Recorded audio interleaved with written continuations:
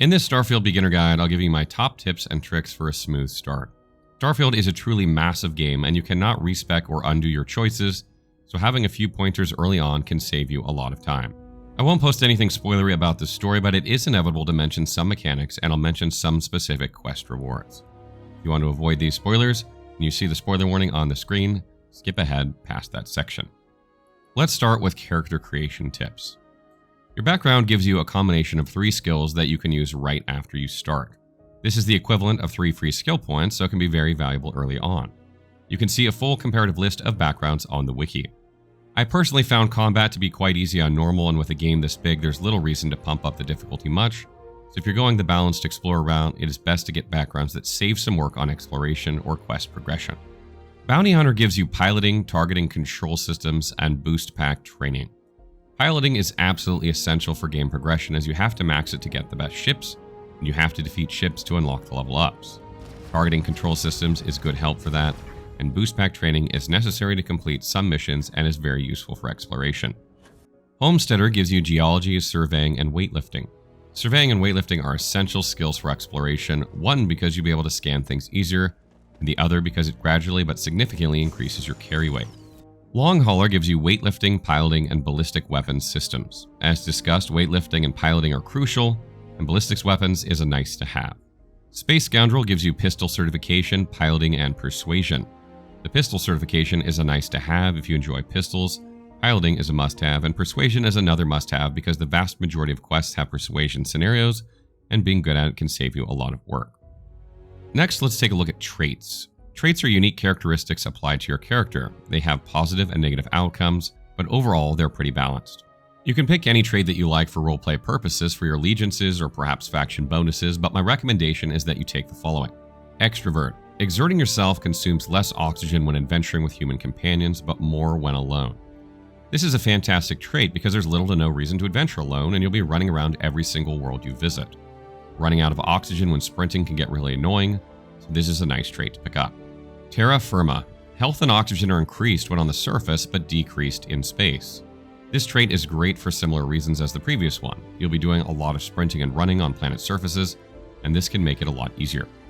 And finally, Alien DNA. Health and oxygen are increased, but your food and meds are less effective.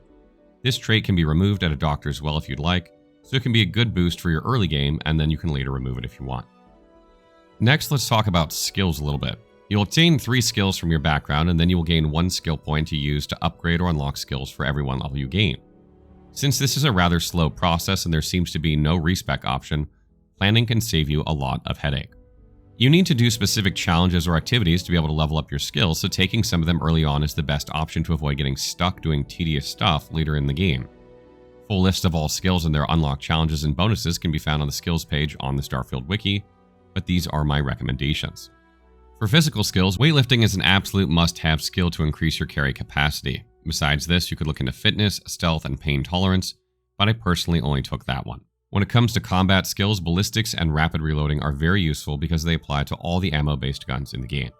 You're going to be using many types of guns and ammo based on what you find around and the ammo at your disposal, so they will both be used frequently. When it comes to social skills, persuasion, outpost management, and ship command are all great. Persuasion should be at the top of your list as it's incredibly useful. The other 2 are mid to late game needs to make your life easier, giving you better outpost performance and allowing you to increase your crew, which is very, very nice. When it comes to science skills, this is actually a very important category because a lot of your activities and progress are locked behind these.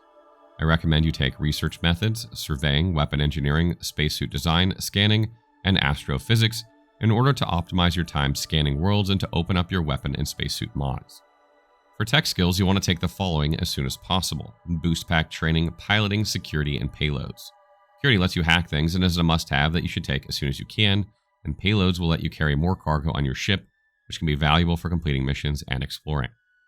Let's talk a little bit about quests next. Your first step should be to check your activities tab when you're first in the Citadel, New Atlantis, and track each of the talk to this person to start a series of new quests.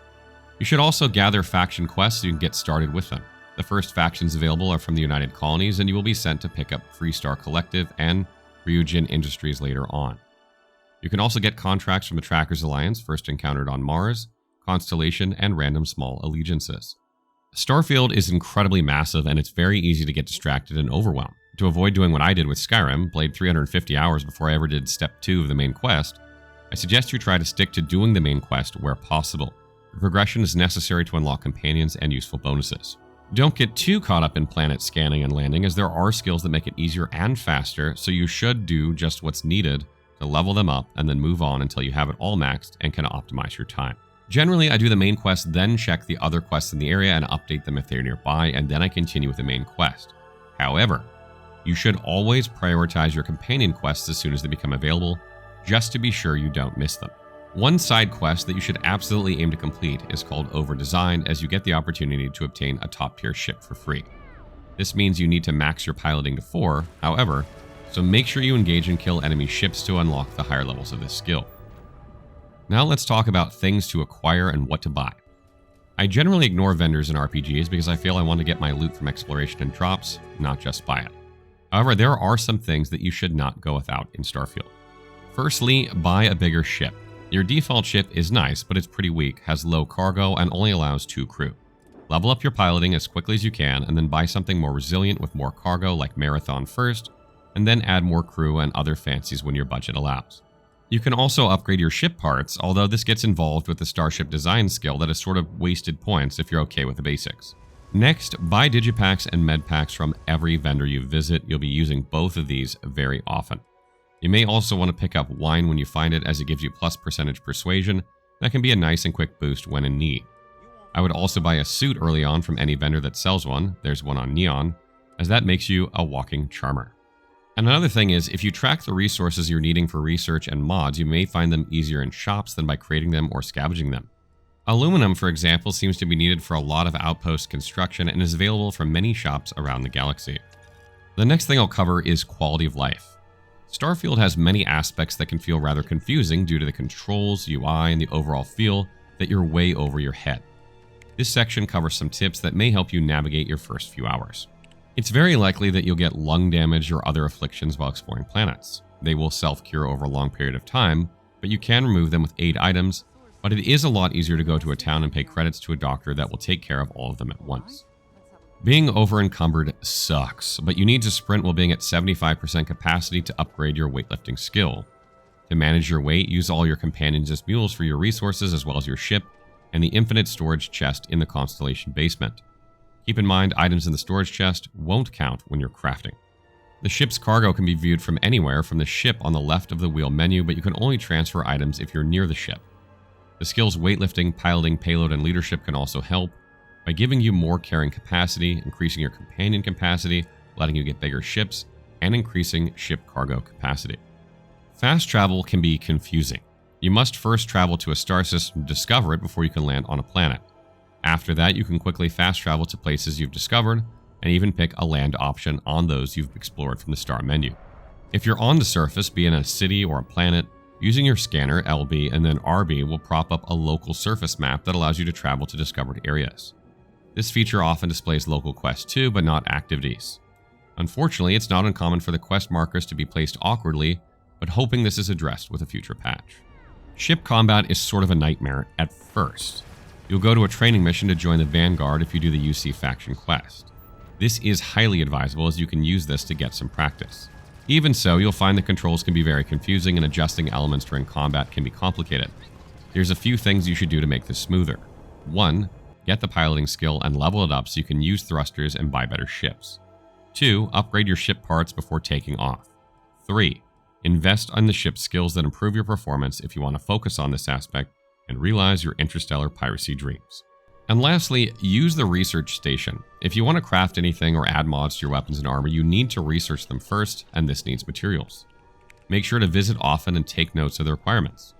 Crafting what you need can become a complicated process when you consider you may need to get the materials as well, so it's not a bad idea to keep track of what you're after.